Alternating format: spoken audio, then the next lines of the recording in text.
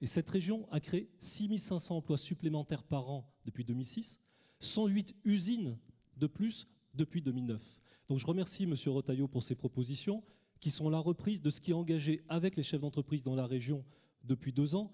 Donc c'est une confirmation que nous sommes sur la bonne voie, même s'il y a encore beaucoup de travail à faire.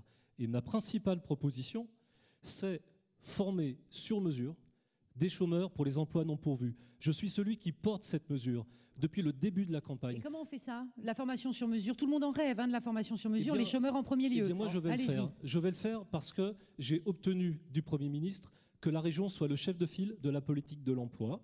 Donc on puisse aborder globalement la formation initiale, la formation des chômeurs et l'aide aux entreprises. Je vais le faire parce que ça a été fait chez Béné Mécanique de Précision, où l'entreprise s'est engagée à côté de Saint-Nazaire pour former 6 fraiseurs avec une préqualification à la sortie du chômage pour vérifier que les gens étaient intéressés par ce métier, et ensuite 12 mois de formation. Ayez de la modestie, ça n'est pas la région, pas plus qu'un département ou une ville qui crée de l'emploi. Ce sont les entreprises et les salariés qui sont dans ces entreprises. Comment se fait-il, puisque vous revendiquez du bilan, que la région n'ait pas jusqu'à présent souhaité financer les formations courtes, justement, qui permettent, elles ne sont pas toujours qualifiantes ou diplômantes, mais elles sont professionnalisantes. Et c'est ça la vraie formation, et c'est ça qu'attendent les chefs d'entreprise, je vous assure. On pourra régler beaucoup de problèmes. Pascal Gana. Oui, nous pensons par exemple que la région devrait reprendre une partie des compétences de Pôle emploi, particulièrement la partie recherche d'emploi et éventuellement créer des filières de formation. Là-dessus, d'ailleurs, je rejoins Monsieur Retailleau.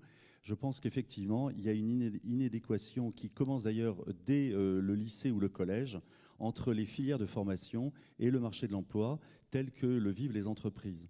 Donc il faut absolument retrouver cette concordance. C'est long, je ne pense pas que ça soit peut-être même en une mandature qu'on puisse y parvenir, mais si on ne commence pas à un moment ou à un autre à rompre avec les schémas étatiques, nous n'y parviendrons pas.